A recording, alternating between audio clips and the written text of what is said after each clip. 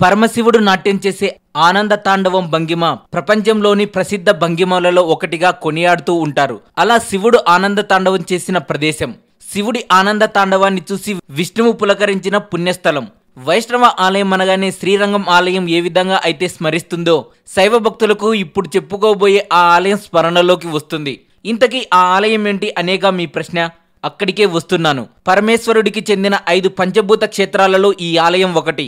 పంచభూతాలు అంటే తెలుసు కదా, భూమి, గాలి, నీరు, అగ్ని, ఆకాశం. అలా కాంచీపురంలోని ఏకాంబరేశ్వర ఆలయం భూమిగా, తిరుచిరాపల్లి తిరువనైకావల్లోని జంబుకేశ్వర ఆలయంలో నీరుగా, తిరువన్నామలైలోని అన్నమలయ్యర్ ఆలయంలో అగ్నిగా, శ్రీకాళహస్తిలోని కాళహస్తి ఆలయంలో వాయువుగా సాక్షాత్కరించబడుతుండగా, చిదంబరంలో చిదంబర లేదా నటరాజు ఆలయం ఆకాశంగా సాక్షాత్కరించబడుతూ పూజలందుకుంటున్నాడు.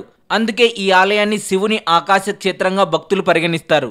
తమిళనాడులోని చెన్నైకు దక్షిణంగా 250 కిలోమీటర్ల దూరంలో, కడలూరు జిల్లాలోని కారైకల్కు ఉత్తరంగా 60 కిలోమీటర్ల దూరంలో చిదంబరం నడిబొడ్డున ఈ ఆలయం కలదు.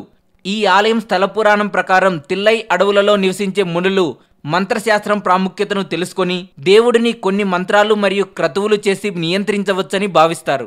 ఈ విషయం తెలుసుకున్న శివుడు పిచ్చ తనాదర్ రూపంలో అందమైన మరియు ప్రకాశవంతమైన ఒక యాచకుడిగా ఈ అడవులలో సంచరిస్తాడు. శివుడితో పాటు మోహిని అవతారంలో ఉన్న విష్ణుమూర్తి ఆయనను అనుసరిస్తాడు.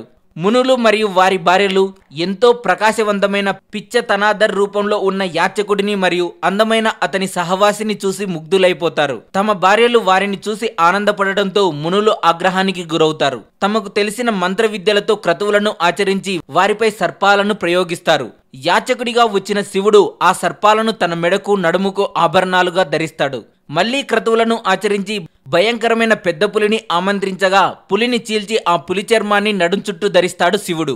ఎలా దాడి చేస్తున్నా అది సఫలీకృతం కాకపోవడంతో మరింత ఆగ్రహానికి గురైన మునులు ఈసారి భయంకర శక్తివంతమైన గర్వంతో కూడిన రాక్షసుడిని వారిపై ప్రయోగించగా శివుడు ఒక చిరునవ్వుతో రాక్షసుడి వెన్నుపై కాలు మోపి కదలకుండా చేసి ఆనంద తాండవం చేస్తాడు.